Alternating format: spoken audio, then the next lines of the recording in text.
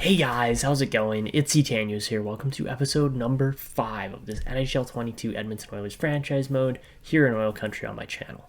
Let's get into this one. So, today we are getting through what is going to end up being a majority of the 2026-27 upcoming season, I believe. It's taken a couple years here to really get this team going. We obviously won a cup in 2 years ago. Toronto won it last year, but we've finally seen some development in the Aaron Kiviaru story. It has taken absolutely forever to get him up to where he is now. So he's at an 83. He's 20 years old now. He's going to be going into his 21-year-old year on an entry-level deal still, which is great. Grigorenko is coming up, and we're going to have to pay him pretty soon. But apart from that, we've got a lot of really solid prospects in the system here that we need to develop and hopefully turn into good players. But as we get to this, we did indeed get those contracts signed from last episode as far as Connor McDavid, Spencer Knight, Philip Broberg, and of course Matvei Petrov. So all of those guys totally worth the money that we paid for them, especially Petrov, 8 years at $1.65 million. Like, that is an insane deal. He is going to be playing with us till he's 31 on that deal, and yeah, I just literally could not have asked for a better deal than that. So apart from that, we had a couple others, like Broberg was a pretty solid signing too. He is currently sitting as our third best defenseman there at 85 overall. He's going to be great for a while. We're going to hold on to him as long as we can, obviously. And then apart from that, you know, our top four is definitely kind of set here. We've got two very solid offensive defensemen, two very good two-way D-men. And then after that, it kind of drops off, but, you know, we will be looking to add additional Oilers D-men down the line. Maybe not super crazy ones, but, you know, Ed Homer is looking like he could potentially fill a top four spot within a couple of years. So apart from that, let's try to get a couple of our other signings done here. I don't think we're bringing Calvin Pickard back. I think instead we will give Yanni Martikainen the backup role this upcoming year, so we will sign him up. We'll release Calvin Pickard, so that's our goaltending kind of figured out there. Apart from that, on defense, you know, defense is looking a little shaky right now based on who we actually have signed. So let's see if we can get Riley's 2.1 million. So that's a little bit expensive. Atard, I think we could sign for let's go 1.3. I think that would be a really solid deal. And it's Ronnie, I think, isn't Ronnie Atard? Yeah. So let's sign him 2 years at 1.3. Apart from that, Olli Mata, who is actually a really solid system fit, doesn't want to re-sign with our team, and probably for the better as he is a fairly expensive defenseman there. We will go out and re-sign Kesselring and a couple of these other guys that are nice cheap contracts. Obviously, they don't really count towards the salary cap here, so yeah, we'll get Vonner, however you say his name. I think Darnay and Kemp probably would be good signings too, and then after that, we won't sign Markstrom necessarily, but we will sign a few others. Like, we'll get rid of Nazem just because he's not very good. Hordichuk at least has potential. Same with Blomqvist.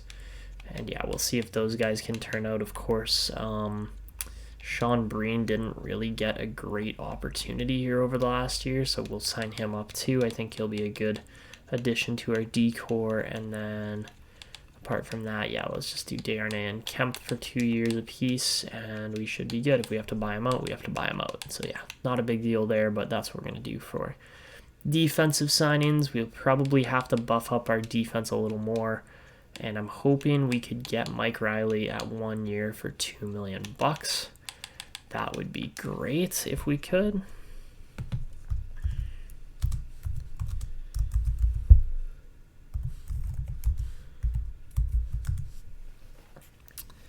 All right, so after the defensive signings, our right wing is looking pretty slim right now too. We will obviously go and re-sign all of these youngsters and AHL guys down in the system that need the time to develop, but also just need consistent play time. So Joe Pavelski, I'm not sure on yet. We'll probably come back to him, but of course he is a really good, solid system fit. And he scored 98 points last year. Like, we can't fault him on that. He's been really, really good for this team. It's just for $7.7 million. That is a little bit of a high price tag. So we'll wait on him. And then apart from that, on the left wing, our left wing is actually looking a lot more solid. So we will sign Toby James up. I'm going to wait on Vladimir Petrov. We're probably not going to end up signing him, to be honest. But Chance Ward, we will sign right away. Of course, he, at 79 overall, is going to have a good shot at dominating the AHL. So we'll get him into the team. We will also get Ron DeKeyser here, who also put up 83 points. We'll get him into the team as well. So there's two really solid left wingers to add on here. And then, of course, we've got Grigorenko, Petrov, Benson. Those guys will all be good. And, of course, Draisaitl, Hopkins. And so many of our centers can play on the wing that it's not really an issue there. So after that, looking at our top four kind of centers, I really think like McLeod's probably going to be our bottom line center. Bourgault will probably be third. Hopkins, or sorry, not Hopkins, but Holloway will be second probably, and then we'll have Draisaitl and McDavid together because they're just insane.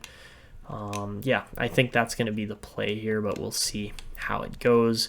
Obviously, we've been playing the lines a little bit different every single year, and I don't think we necessarily need Kevin Hayes either, especially not for $7 million, but 2 isn't actually a bad price. It's just more so that we don't really need him in the team necessarily. So yeah, all right, after that we'll get Hamblin and Shore and McKaig all signed up to contracts because they're all looking pretty decent. Jankowski as well, we will sign for sure. I don't know if he's ever actually going to grow. We did have a bit of a growth stunt there with Jankowski and James, who were both very promising looking players coming out of the draft and then never actually developed. So yeah, we'll have to see what happens there. I think we're going to buy out Kevin Hayes. We're just going to release him, sorry. And then we will sign Joe Pavelski 1 year at hopefully about $7 million, I think is probably a doable price tag there.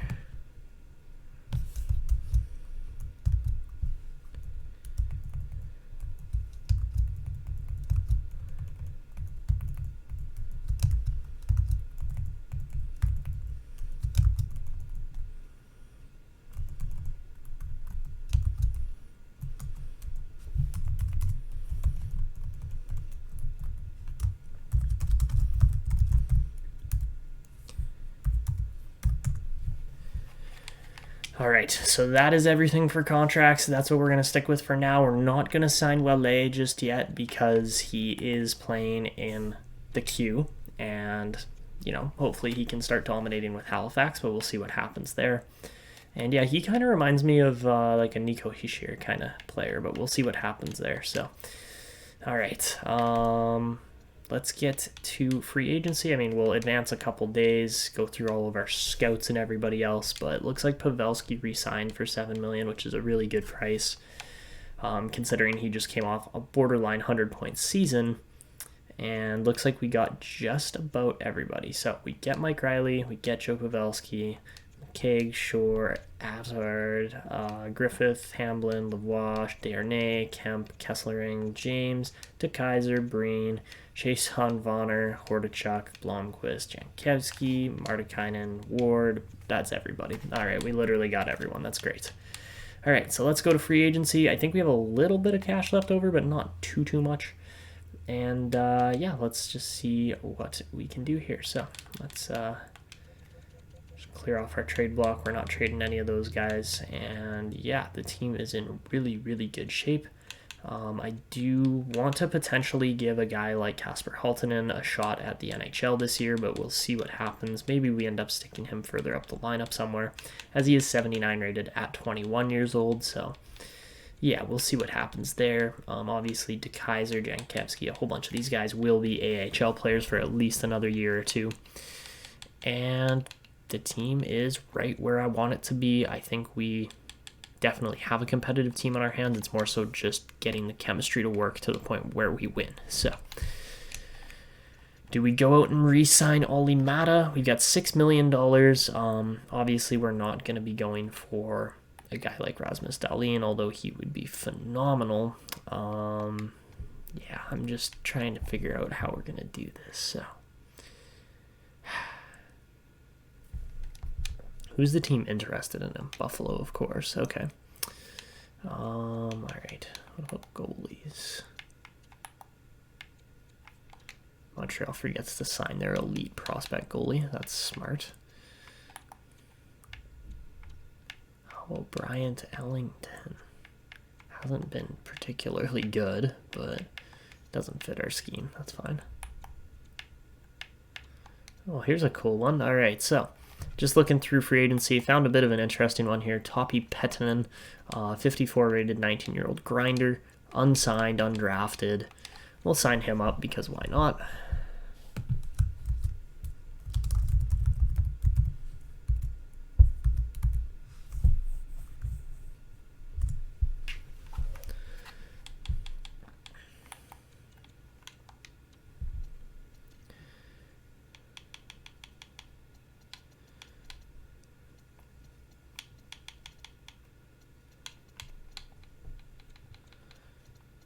Apart from that, we do need 1 or 2 more defensemen.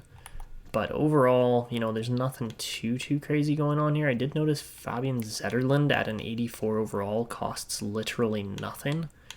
So maybe we'll go for him. That could be actually a really decent pickup. He is 26, but at the same time, why not? Like, why wouldn't we go for a guy like that? So, yeah. All right, let's offer Zetterlund a contract too. He'll beef up our forward group just a little bit more. But again, we are more focused on defense, preferably. Let's see if we can sign him 4 years at $2 million. I think that would be a really good price, and then just see what else is available.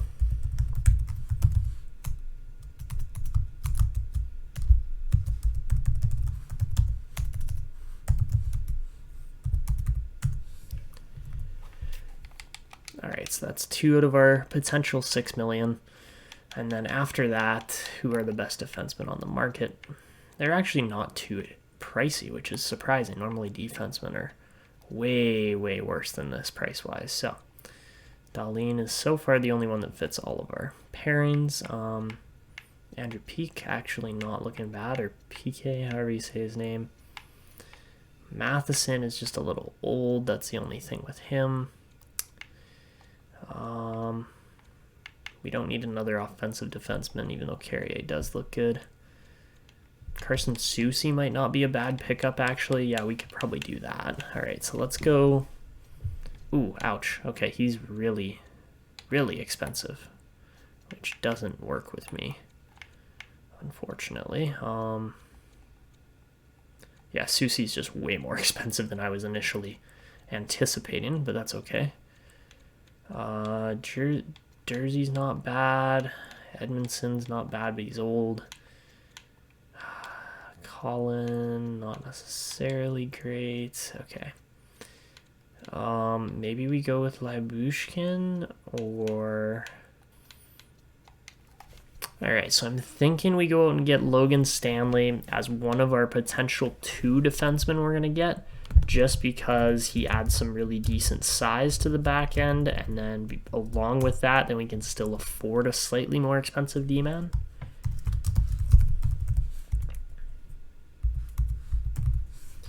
So we'll sign him up to the 2-year, $1.2 million deal. And then after Logan Stanley, I'm thinking we go probably with a guy like... I'm thinking probably Lyubushkin, just to add that more defensive depth to cycle through when we get injured, because of course we're going to get injured. That always happens. So yeah, Lyubushkin, not too bad a price either there.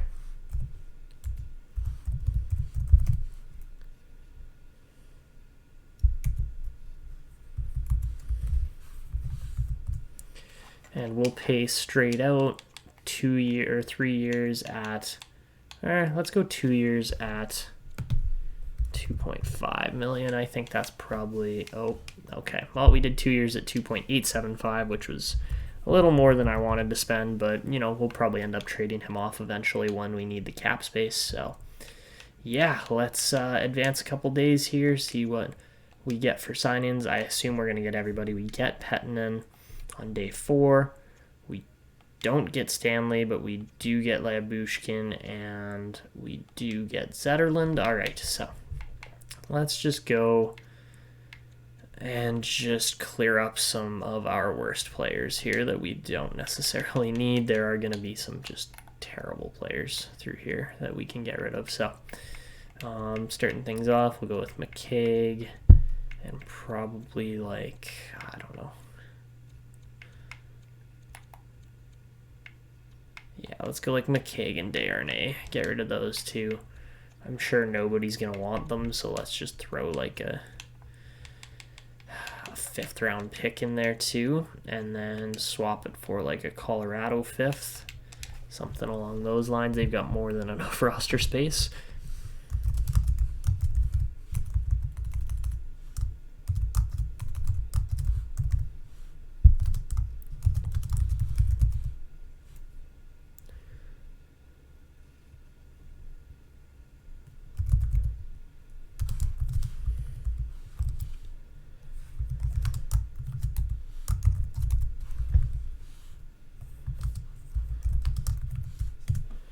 All right, so we'll hopefully get this deal done. It goes through. I don't see why it wouldn't have.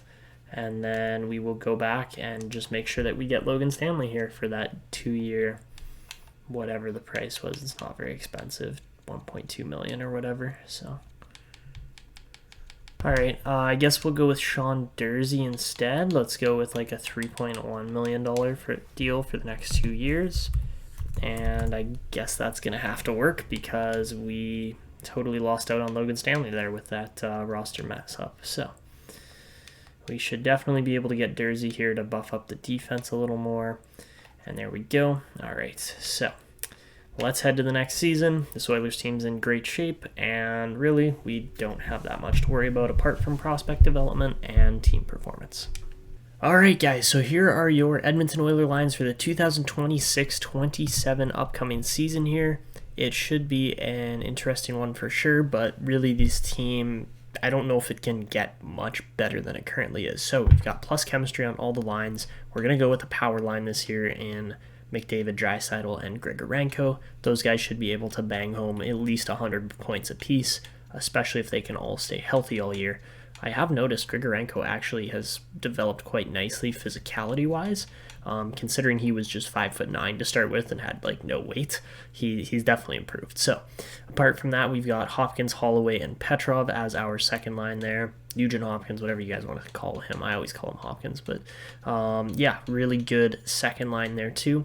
Third line, again, is stacked as well. We've got Yamamoto, Bourgault, and then, of course, Kasper Halttunen, who we drafted 3 years ago now, and he's finally made the NHL as a 15th overall pick, so we'll see what he can do. He's had some really good years in Bakersfield, progressed every year, gotten better and better, and yeah, hopefully we will see another jump up from him this year as he is going to get some decent minutes as one of the 3 lines rolling here. So the fourth line, Zetterlund, McLeod, Pavelski.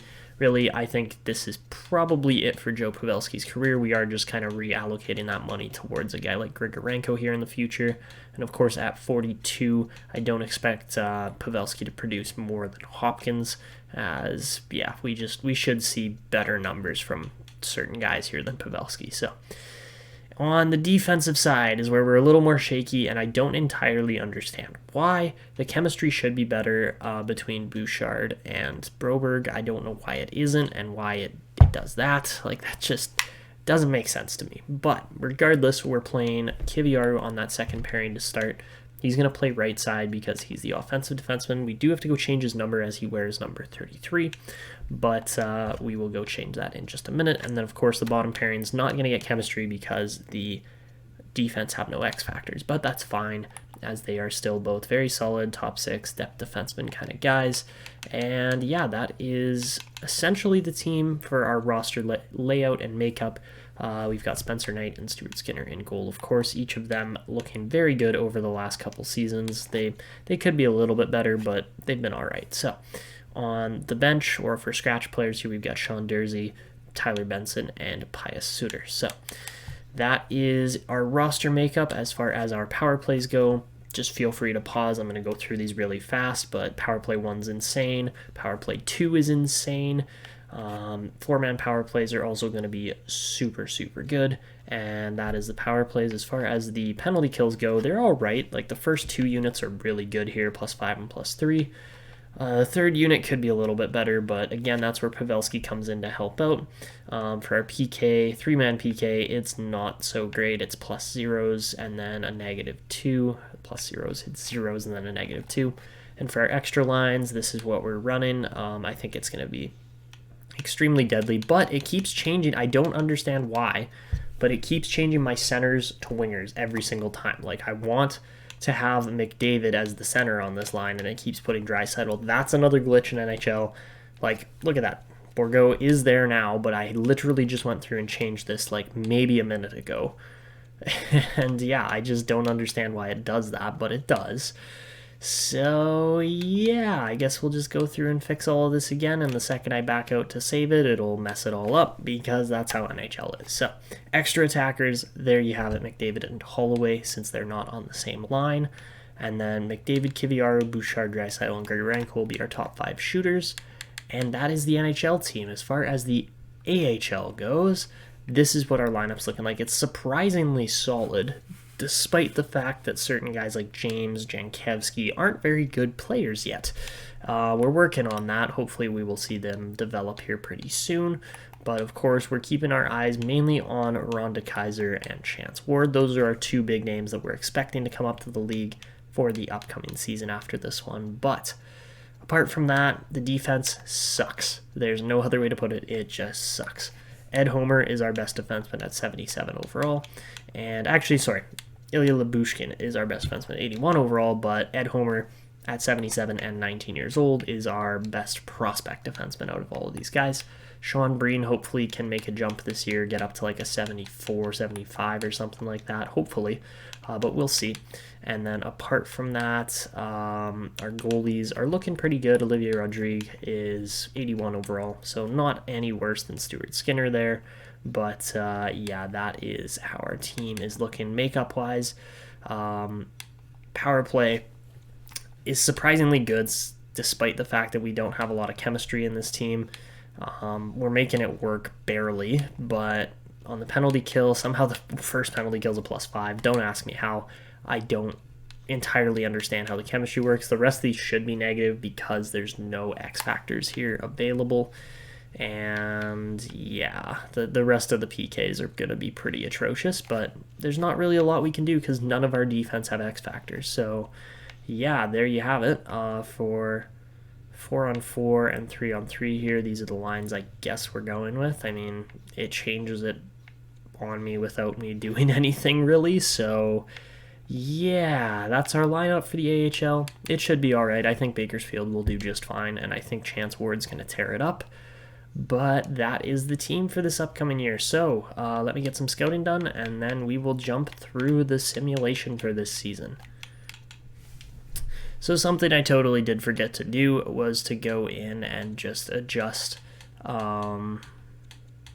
Kiviaru's number. Looks like he's dropped down to an 84, but that's fine. I don't know why I went into edit player. I meant to go into captains and jerseys here, but yeah, let's get his number changed over quickly. I don't believe anybody. Yeah, no one's wearing number 33, so I don't know why that got changed like it did, but that's okay. Apart from that, I believe Haltonen does wear number 19, so that should be fine. And then, yeah, all right. Team looks good. Jerseys look good. And I think we are ready to go here. So, just kind of previewing the top of the draft class here. Looks like it's going to be mainly just elite players this year. I'm not seeing any really special franchise players or anybody like that to start things off, but you never know what you're going to find in these drafts. Alright guys, so heading into this season, this is what we're looking at for team ratings. We've got 100 offense, 91 defense, and 86 goaltending, so a very solid team here in Edmonton, and they should be able to finish near the top of the standings this year. So guys, this year the Edmonton Oilers put up a 54-20-8 record for the President's Trophy. They win the entire regular season this year in the NHL, just beating out teams like Calgary, Washington, Anaheim, Minnesota. I mean, it wasn't really that close. We finished quite a few points ahead still. We only lost 20 games in regulation all year, so that's pretty good. As far as the draft class goes, it's looking like a bit of a weird year here, but we'll see what happens. I mean, we definitely have some elite steals coming up here, in guys like Moroza and Backer, and we'll definitely try to get our hands on those guys, but at the same time, it's not like we're necessarily going to force trades to move up in this draft. It doesn't look like a great year overall, so we'll see what happens. But looking at our scoring this year, it was just a phenomenal year. There's no doubt about it. Connor McDavid leads the team with 121 points, 50 goals at that as well. And apart from that, the rest of the team didn't really score at too crazy a pace overall. Matt Petrov had a great year at 77 points in just his second season in the league. A big step up there. And how about Dylan Holloway here? Hollywood having a year as well, bumping his production up a little bit. And of course, Evan Bouchard, 88 points, might be the best among all defensemen in the league. I'm not sure about that yet. I probably just jinxed it. But yeah, certain guys like Grigorenko had a down year. It wasn't really the greatest season overall for a lot of Oilers here, but how about Xavier Bourgault? He had a decent jump up in production here, and he's been really solid for this team, especially at the long-term deal we've got him locked in at. I'm really impressed with that. Joe Pavelski still put up 31 points. Despite being on the fourth line, he was still around, still surprising. But Broberg and Kiviaru just decided not to score this year, which kind of sucks, but it is what it is. 44 wins for Spencer Knight is about as good as you're going to get, though, and 10 wins out of Skinner is not too bad either. Neither of them were phenomenal, only 3 shutouts for Knight, but he was playing the majority of the games. So, looking at the entire league here, Samsonov's going to top Spencer Knight by 1. He'll probably get the Vezina too, unless maybe Georgiev gets it, because he's got a 909. 915 on Hellebuck's pretty impressive too, but yeah, we'll see what happens. Spencer had probably one of the lowest goals against average out of all goalies. Yeah, 2.89. That's pretty low. So yeah, really good there. As far as rookie skaters go, Callum Ritchie is going to be your top rookie this year with 57 points in New Jersey. He's looking really good. Louis Vanier, not bad either. Same with Bergenheim and a couple other guys here. Even Theodore Niederbach in Montreal, of all places, at 25. Not bad at all. Roman Kindle was quite good too. And Reed Schaefer, who we traded to Tampa Bay, 39-point year for him. So not too shabby there. But I don't know if we'll necessarily be going to look out and acquire him or anything. But yeah, I don't think we really had too many rookie skaters playing this year apart from Haltinen. So looking at defense, Bouchard is going to lead the league there. Defenseman leading 76 assists and plus 54 as well. Like, it does not get better than that. Korchinski had a heck of a year too, though, plus minus wise. Only 24 points isn't really that impressive, but yeah, wow. Very, very good seasons from lots of different players here, but Bouchard is your top defenseman out of everybody. So yeah, a bit of a strange one there, but that is expected at times too. And of course, for league scoring this year, Connor McDavid is going to lead the way there, scoring 121 points. Draisaitl finishes 5th behind Kaprizov, Kuznetsov, and Rantanen. So yeah, really good years from all of those guys. Ovechkin still scores 112 points. Despite being 41 years old, he sets a new career high, I believe. No, ties it. He tied it. Oh, that's insane. At 41. And the Great 8 has almost got 2,000 points in his career now. He is just on fire still. Cole Sillinger, Connor Bedard. Wow, Connor Bedard's really shot up.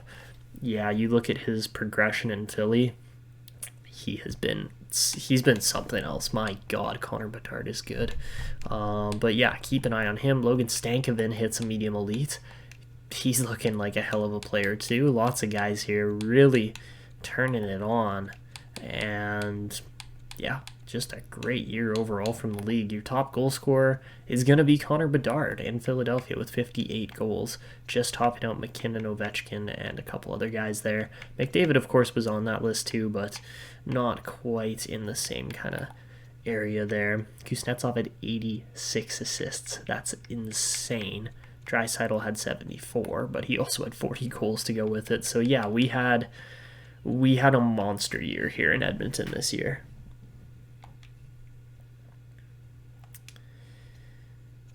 And as far as your overall kind of standings go, the worst teams in the league here. Did anybody miss? No, top 16 all make it in. That's how it's supposed to be.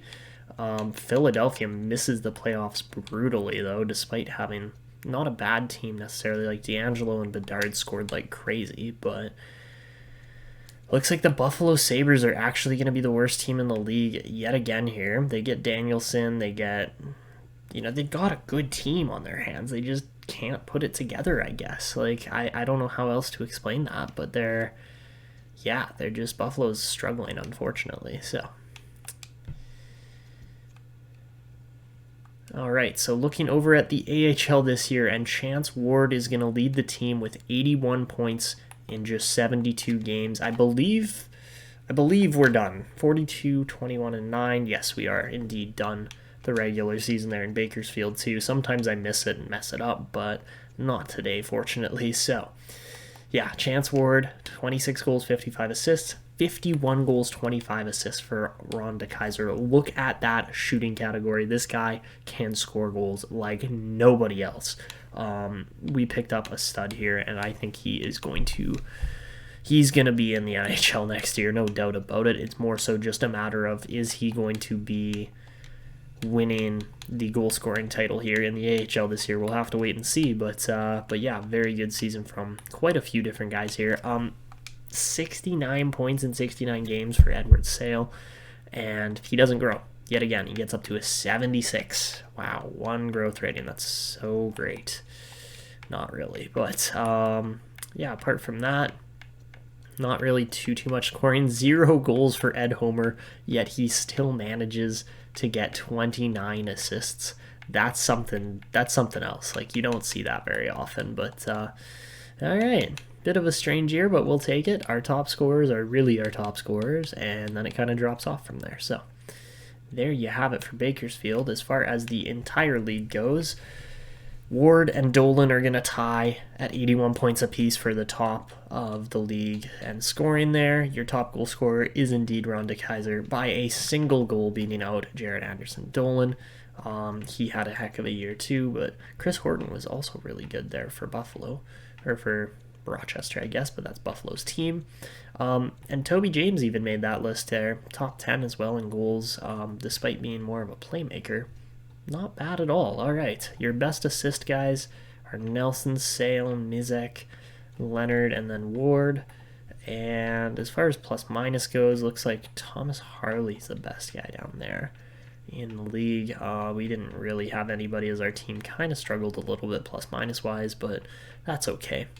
And as far as defensemen go this year, we're going to see Etienne Morin, Anaheim's draft pick there from 2023, gets 60 points, tie with Carson Lambos, and quite a few other big-name defensemen there. But yeah, not bad for D-men. We don't have any of our guys really making near the top. But Olivier Rodrigue does win 32 games, putting him second place in wins in the AHL this year, so not bad at all. And then, yeah, rookie skaters, I think it's going to Ward for the best rookie skater down there. But that is the AHL. 42, 21, and 9, not a bad record. I don't actually know where our team finished. Looks like we just made the playoffs there with 93 points, and we are going to finish 8th place in the league. So we're in a strong division, but that's all right because we still make the playoffs.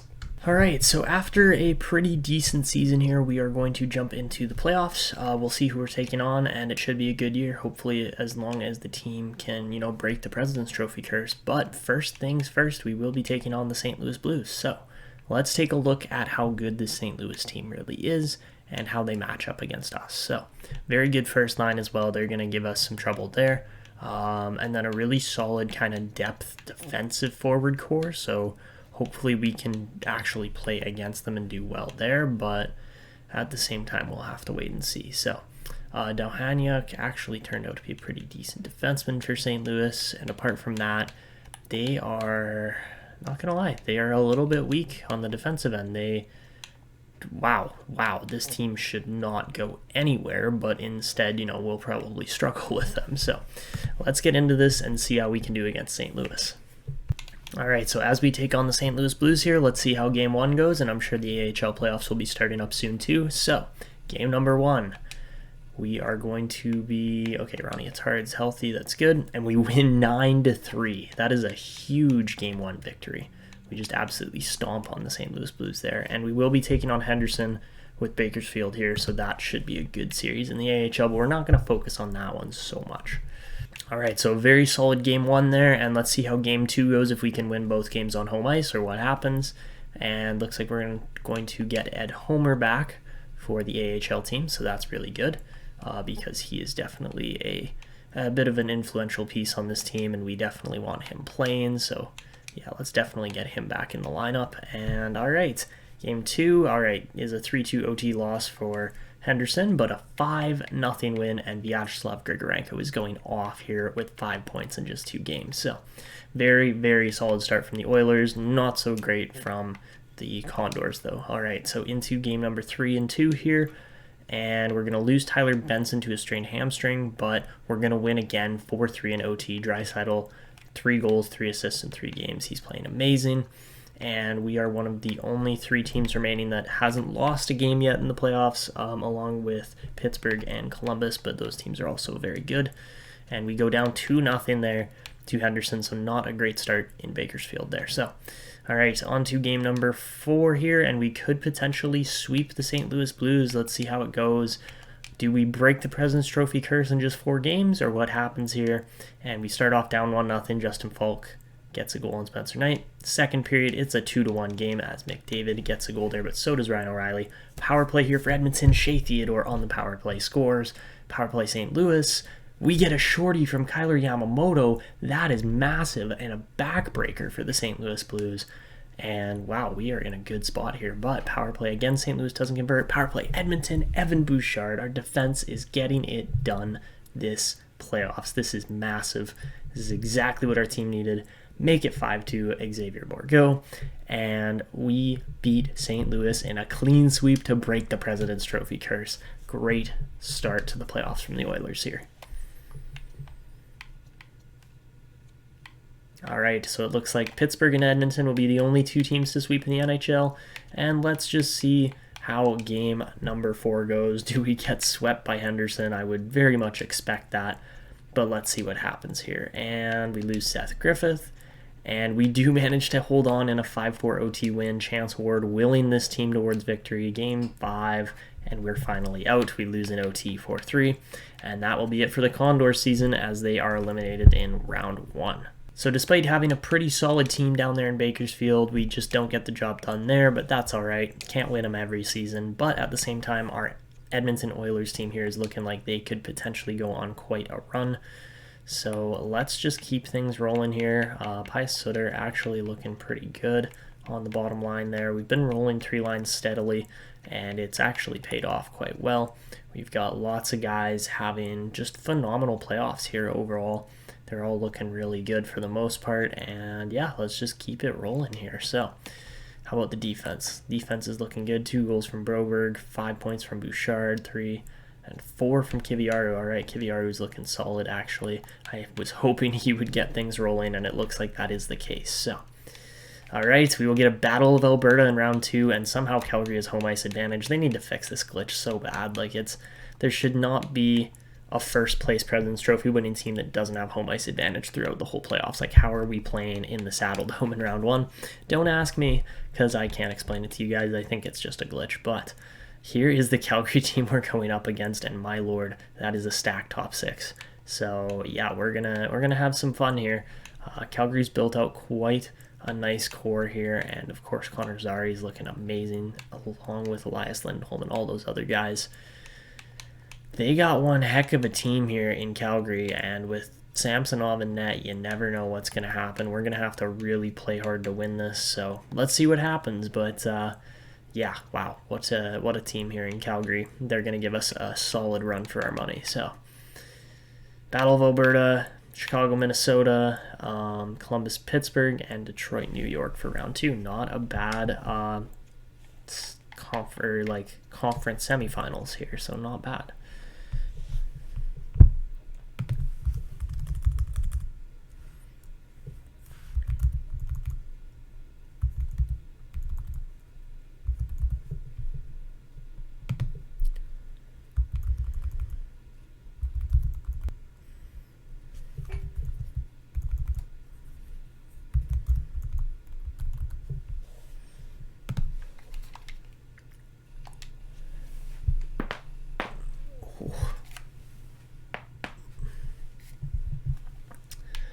All right, so into round 2 now of the playoffs, and of course we'll get Seth Griffith back after the playoffs are over, but that's all good. So let's see how round 2 goes.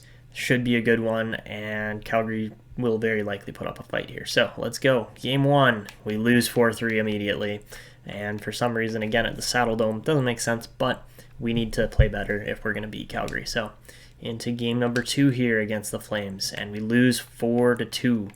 Not a great start as we're down 2-0 after our first 2 games.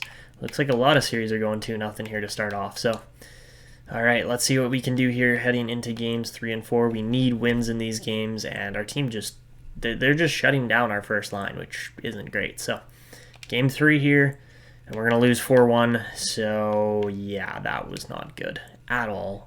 And, well, I just don't know what else to say. We are in a really tight spot now. Holloway's playing amazing, but the rest of the team, unfortunately, is not. So let's see here. Petrov's dropped below a point per game. A lot of guys aren't really playing all that well right now in this series, and we need some improvement if we're gonna continue on and win this round of the playoffs. So let's go like this. Try switching some things around, see if that helps. And you know what? I think we might be tossing Stuart Skinner in net here. Yeah, we're not in a good spot right now, so we need to win this next game coming up here, or we're eliminated. All right, so here we go into game number 4, and again, backs against the wall, backed into the corner here. We're not in a good spot, but first period, up 2-0, goals from Draisaitl and Nuge. That is huge. Second period, still a 2-0 game, and we just got to hold on for dear life here against Calgary to try and keep this series going. We get a power play, a really long power play, and we do finally convert as McDavid gets the goal there. Calgary now on the power play, they don't convert, so great defense there from Edmonton. And all right, another Calgary power play does convert. Elias Lindholm gets one back there, but at a 3-1 game, we just got to play safe here. And all right, there you have it. We survive at least one more game here, winning that one 3-1. And Spencer Knight stops all but one shot, so very good performance from him there in that game, and we need to rely on him as we head further into this. All right, so as we head into game 5 here, of course our backs are against the wall, and we've got to win every game remaining in this series to move on. But first period, 2-1 Edmonton lead. Pavelski and Yamamoto are depth players getting the goals, but then Jonathan Huberdeau scores one to bring it back to one shot. Second period, it's a 5-3 game as we give up 4 goals. Grigorenko gets the lone Edmonton goal, and really that is probably it. 5 goals on just 20 shots is not good enough, and Kadri makes it 6-3. Oh my god, Spencer Knight is a sieve. I guess that was Stuart Skinner now at this point, but literally 2 goals right off the bat. Make it 3. Oh, Lord. All right. Well, I guess if we're going to go down in burning flames rather than out in style. So, man, Calgary just has their way with this Oilers team here in round 2, and they beat us in 5 games. Really not even a close contest in the end as we lose 8-3 to end off our season. That sucked. All right, well, there you have it. Season's over. That was pathetic, but at the same time, it's NHL. The Sims are going to treat you however they feel like day to day. And this team just simply did not play well enough to move on to go further in this contest. And yeah, it hurts, but at the same time, we have got to play through that, and this team just simply hasn't up to this point. So there you have it. That is going to conclude our season. We're going to get to the draft, but my God, that was just sad. All right. So let's sim ahead, see who the playoff champions are, finish off with season awards, and then get to the draft. All right, so when looking at this team and looking at the AHL, we have guaranteed 2 more players that are coming up the system here in Chance Ward and, of course, Ron DeKeyser. Both those guys have turned out to be astounding first-round picks, and they will both be slotting in on our 3rd and 4th line left-wing positions most likely. Because of that, I do think Kasper Halttunen will be moving over, probably to play in the role Joe Pavelski's currently in. And I mean, I wouldn't even be surprised if we end up seeing a guy like Hopkins move down to 3rd or 4th line center as well, just based on how things have gone, how the team's played, and everything. So yeah, really, I mean, we have a great team here. It's more so just a matter of putting the right pieces together, especially on the back end where, like, how does this not work chemistry-wise? Maybe we look for a new coach because, again, yes, this team did great in the regular season, but regular season and playoff teams are completely different things. So we're going to have to look to improve on that again if we want to win. And of course, there you have it. The Calgary Flames win the Stanley Cup, the team we lost to. So really, that's just fate saying if you could have just beat Calgary, probably would have won the Cup. But it's all right, and the Texas Stars get the Calder Championship. So guys, this year for awards, we would see Jared Anderson-Dolan win the Sullenberger, even though Ward had the exact same amount of points as him. Same with the Cunningham, which is a little bit annoying, but Ron DeKeyser would indeed win the Willie Marsh. Chance Ward would win the Dudley there, or the Red Garrett, whatever you want to call it. Thomas Harley would get the Eddie Shore. Kincaid would get the Baz. Frederick would get the Butterfield. Mizek would get the Hunt. The Dupree would go to Simpson. The Half Holmes would go to Jack Campbell. And Garvin Bjorklund, I believe his name is. I might be wrong. And yeah, that was it for AHL awards. As far as NHL awards go, McDavid, of course, wins the Art Ross, as well as the Hart. Evan Bouchard wins back-to-back Norris trophies. Evgeny Kuznetsov would get the Lady Byng. Callum Ritchie would get the Calder. Jonathan Huberdeau with the Conn Smythe. Spencer Knight would get the Vezina. Georgiev would get the Jennings. Jet Wu would get the Masterton. Pare, or Carolina's coach, would get the Adams. Barkov would get the Selke. McDavid would get another Lindsay. And, of course, Connor Bedard would win the Rocket.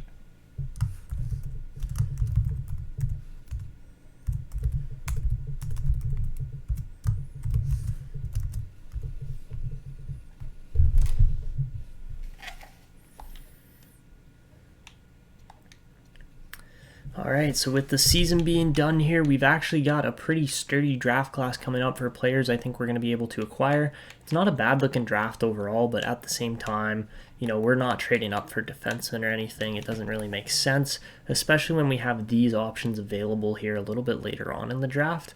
Like, there are a lot of good players in here.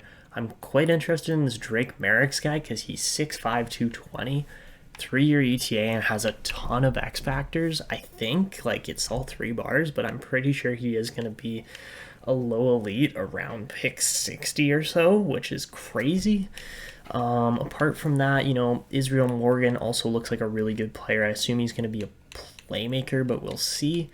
Apart from that, we got some 20-year-olds in here, guys like Jake Kane, who look really good as well.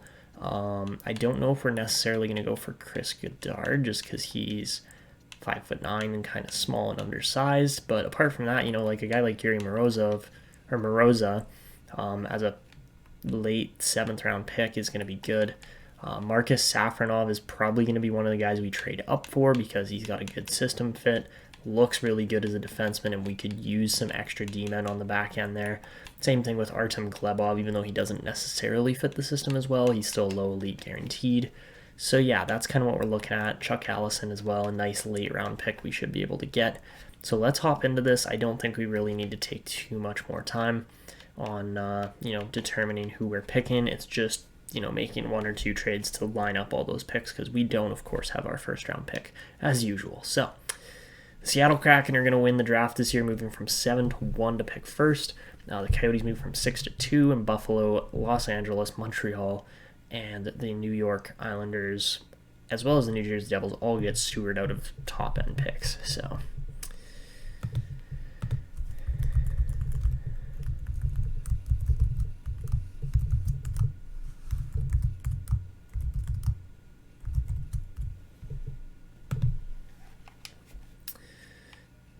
So yeah, you guys have kind of seen the draft class, you know what we're going after, and it should be a good year, but we do see Joe Pavelski call it quits this year. We won't have to renew any contracts with him. A fabulous Hall of Fame level career with 1,299 points in 1,574 games. Joe Pavelski just played utterly amazing in his career. He's 1 point off of 1,300 points. So that is phenomenal. And of course, drafted in that crazy 2003 draft in the 7th round, 205th overall. Yeah, Pavelski's an all-timer for sure.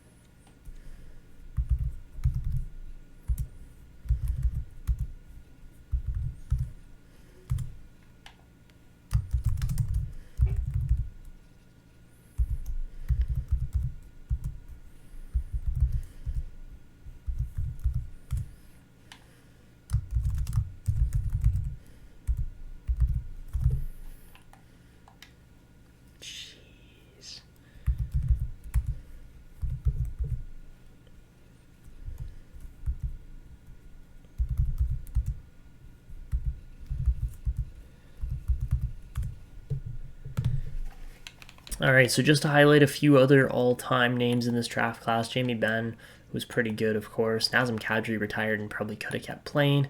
Same with Pacioretty. TJ Oshie probably was time to retire, but like Victor Hedman is still 92 rated. He could have kept playing for another 2 or 3 seasons at least.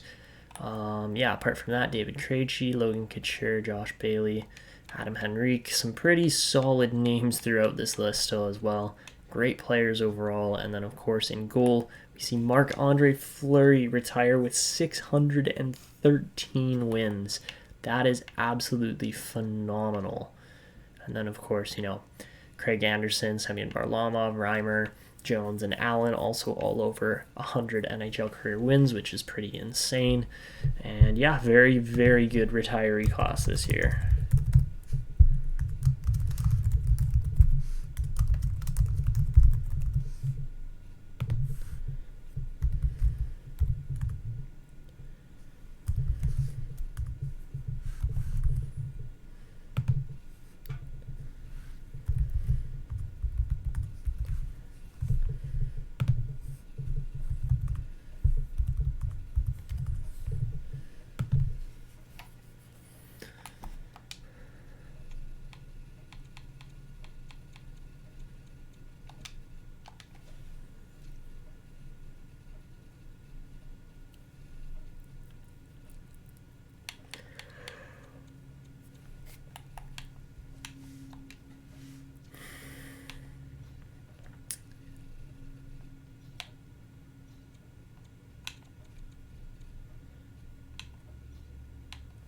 Pavelski would be the only Oilers player retiring this year, so that is good to see. So, Kadri, Hedman, and Ben all become coaches. That's pretty insane. Tanev becomes a scout. And do we lose anybody? Does not look like it. Edmonton and Bakersfield hold on to all their coaches for now, so that's good.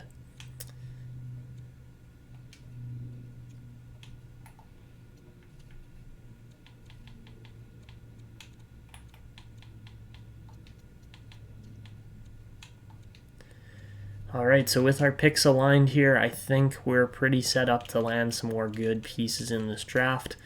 But at the same time, we need to be smart with our moves, not overpay for anything necessarily, and just try to get this team to that next level. But at the same time, that is going to be a little bit tricky with our cap space. I mean, we did just lose Pavelski, so that'll help, but we do have some contracts we are going to have to renew as well, and we don't have a lot of picks in this draft, unfortunately. So, without any further ado, let's jump into this draft. I think it's going to be a good one, but we are going to need to make a couple trades to get this draft done successfully. So, nobody's trading top picks, that's expected, and the closest we are going to get to a pick here, oh wow, nobody wants to trade their first rounders. So, we are going to have to definitely make a bit of a forced trade here to try and land Safronov. Where does he end up? He's ranked at 24. If we could grab him at about pick 22, I think that would be a safe call. So let's see if Carolina wants to make a trade. I doubt they do, but you never know. Sometimes there's pieces that a team wants. So let's see if we can get pick 22. What do they want for that? Dhaliwal, Durzi, and Skinner. I don't want to give up Skinner. We could give up Brian McLeod, but he's also on a really good deal. I don't want to give up Ramirez. Oh, man.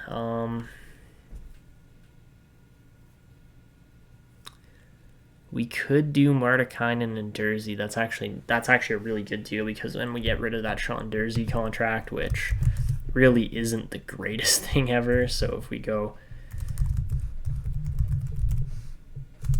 Yanni Martikainen and Sean Durzi for pick 22, that's not too bad, actually.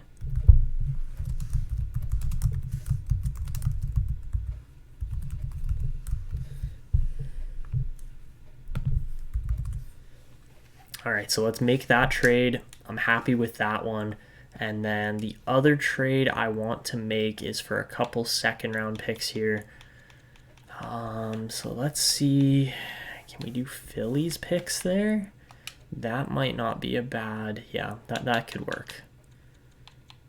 But let me just double check, where are these players landing as well? Because I'm looking at, well, where are our picks? We've got pick 60, right? So apart from that, I'm more so looking to make a trade here. We're going to get Safronov, but I'm looking to make a trade for Liam Backer and probably Israel Morgan. I'm thinking those are going to be the two guys we want, and they're at 53 and 46. So who has later round, like later second round picks here? Anybody have like 2 or more? Because we're there at 28. It's got to be before that by a little bit. All right, so at the first overall pick, Arthur McInnes is going to go to the Seattle Kraken. He looks like a really solid center, and he should be a good player. All right, and at the second overall pick, the Coyotes are going to take Pagaduan, who's a really good-looking sniper there, too. So yeah, very good picks there for the first 2 overall picks. Not bad at all from those teams.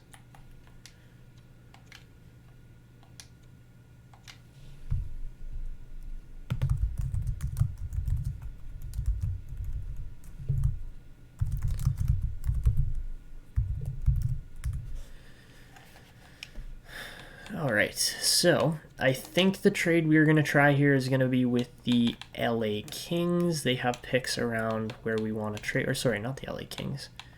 Who am I thinking? Who has the picks that oh man, wow, I screwed that up.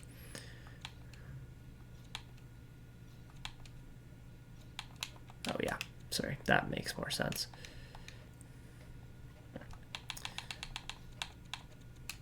All right, so the trade we're going to try to make here is going to be with the Philadelphia Flyers. We're going to try to get picks 34 and 46. I know we're overpaying a little bit to get this, but at the same time, I think we can make this work. We're not giving up Ron DeKaiser. I don't necessarily want to give up Ramirez either because he's actually our best goalie prospect.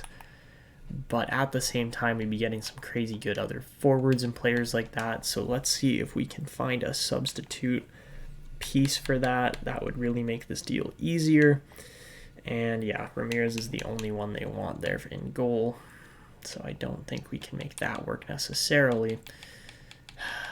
Wow, they really don't want a lot of our players, to be completely honest. Could we go with Toppy Pettinen in this deal? That wouldn't be too bad. If we went like Pettinen and Benson, maybe. That could work. I'm not trading Malay. Or even let's just see if... Oh no, we have to go with Pettinen. That's fine.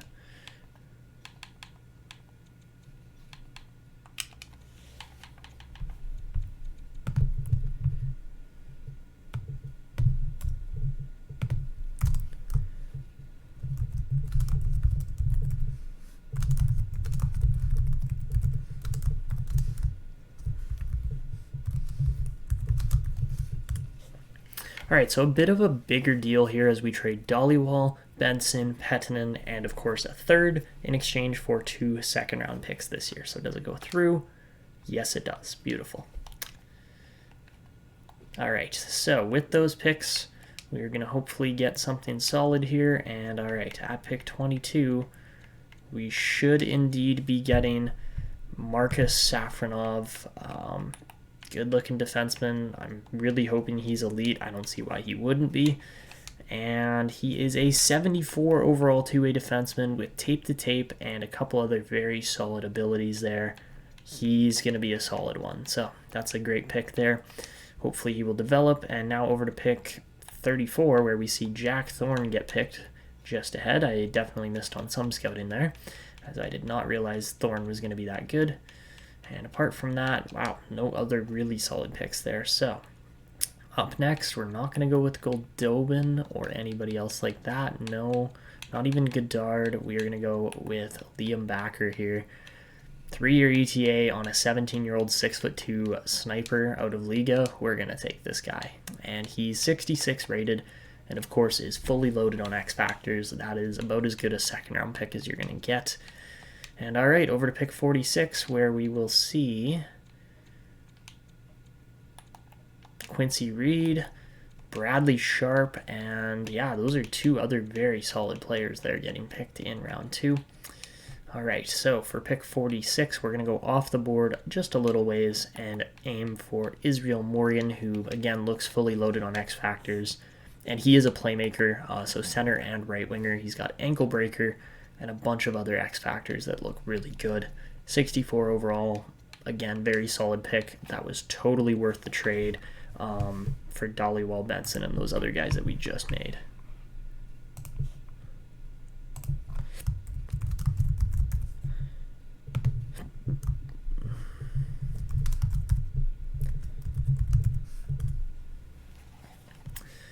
All right, so as we head over to pick 60 here, I do hope that we are going to get the guy that I'm thinking we are, and I believe we are. So let's go with, see, this is a bit of a tough choice because Drake Merrick's looks amazing, but at the same time, so does Ali Schwartz. But remember, with Schwartz and these other guys, I do think we're still going to get that Allison guy that looks, that is an elite goalie. So let's go with Merrick's here. He's going to be a power forward for sure, and I think he is going to be low elite based on those X factors, and that he is. 62 overall, crazy good looking X factors actually on a power forward.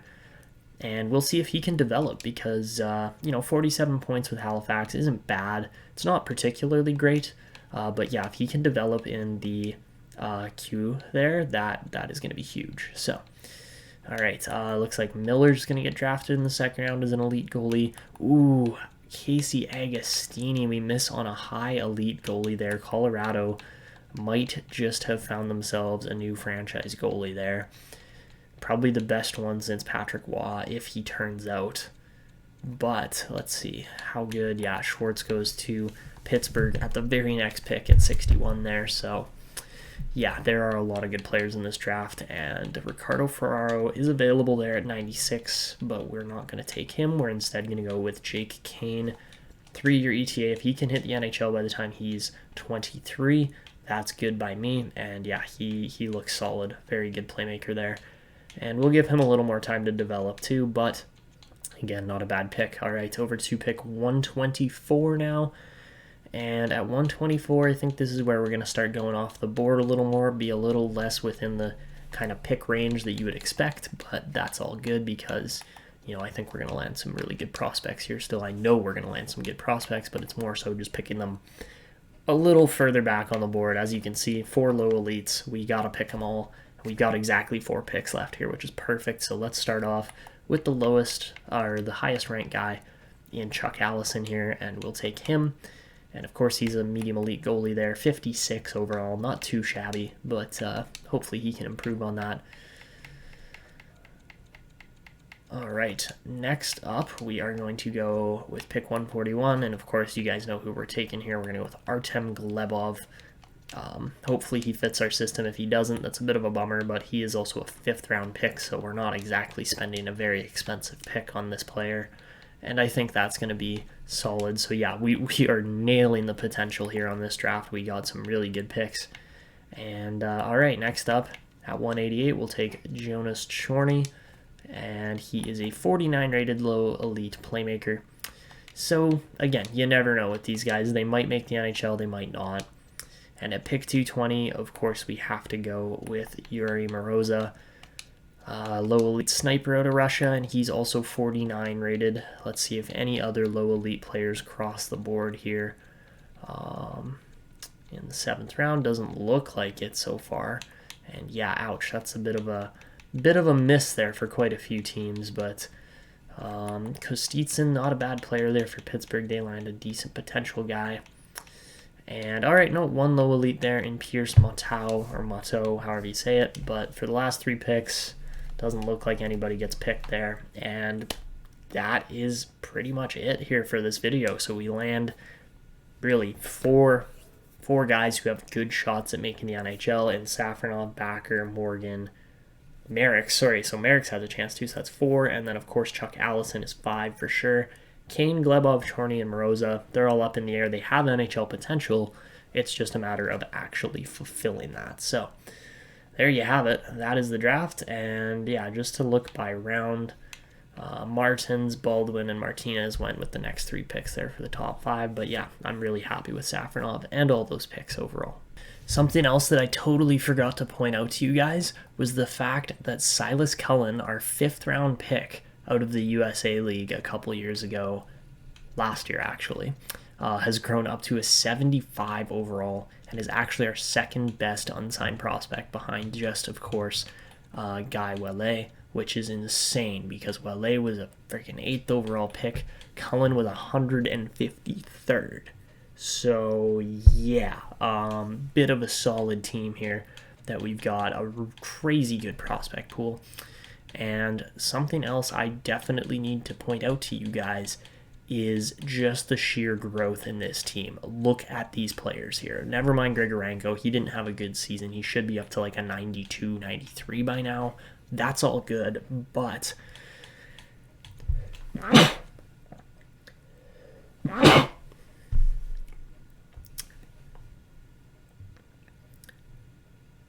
look at Matvei Petrov, Xavier Bourgault, and like those two have just made this team so much more deadly, being drafted essentially in the same year here.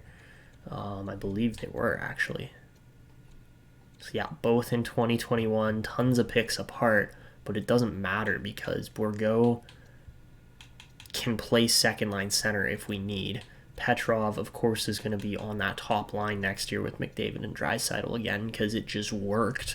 He put up 77 points. Like he's trending in the right direction for sure, and we are definitely going to try to keep those guys kind of playing together here. I do like the idea of potentially playing Bourgault further up the lineup as well. Like if we went a Bourgault, Grigorenko, and Holloway line or something like that, that could work because Holloway, of course, yes, he's a good center, 82 faceoffs, but like he can play on the left wing too, and his faceoffs aren't quite as good as Bourgault's. So yeah, there are a lot of options here for how we can run this team. Plus we have Ward and DeKaiser coming up. Like this team is going to be phenomenal still next season. And of course we have $12 million to work with to sign Vyacheslav Grigorenko here. Even if we sign him for 8 years until he's 29, he's only asking for $10.6 million right now, which is actually a really good price. So at that price that he's asking, we could be able to pay him $9.05 million for the next 8 seasons for a bona fide superstar in Vyacheslav Grigorenko. Sure, he had a down year. Every superstar is going to have a bit of a down year, but 66 points in 81 games is not bad at all. He's literally 23 points off of a point per game pace. So, give him a 105-point season next year. He's right back up to that pace. I honestly think it's possible. And yeah, if this Grigorenko deal goes through, oh my God, this team is just set for years to come because Petrov's on a $1.6 million deal up until 2033. Bourgault is on a $3 million deal until 2032. It's insane. The only player we might have to worry about down the line is Aaron Kiviaru. He's still got 2 seasons left under his belt, and if he can get things going as well, then my God, this team is set up to compete for years to come. And even as, McDavid and Draisaitl hit their complete primes here at 30 and 31, really, I'm not worried. They are going to continue to produce points well into their mid-30s. And yeah, they've got lots of NHL time left. There's no doubt in my mind about that. It's really just more so a matter of how many points are they going to put up in their careers because they're both just insane.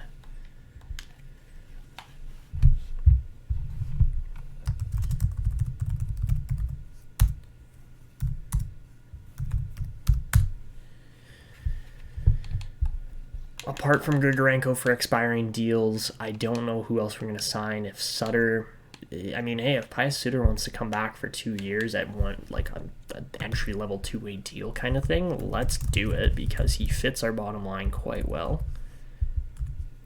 So that would be a great deal if we can get him in. Mike Riley is a little expensive. I think we could probably find a better defenseman there to slot in if we need. And then apart from that, Devin Shore, really cheap deal. Jake Chason, of course, as well. And then, yeah, we're going to have a couple other guys we got to sign, but we will probably be bringing in some of our other guys here, too, that we just kind of signed up and brought in for unsigned guys. So, yeah, I expect Cullen to be playing here in the AHL. Probably Safronov, too.